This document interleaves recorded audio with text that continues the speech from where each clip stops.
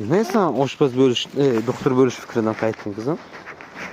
Çünkü doktor bo'lish ama menga yoqmay qoldi.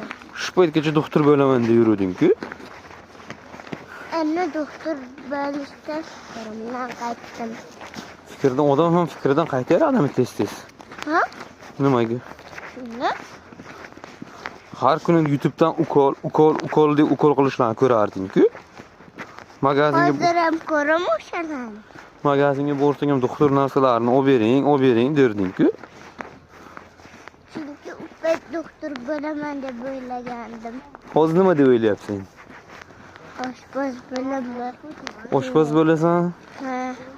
Bo'ladi, yaxshi. Sansibastya sotaman. Ha? Sansibastya sotaman. San Sebastian sotasan? Ha.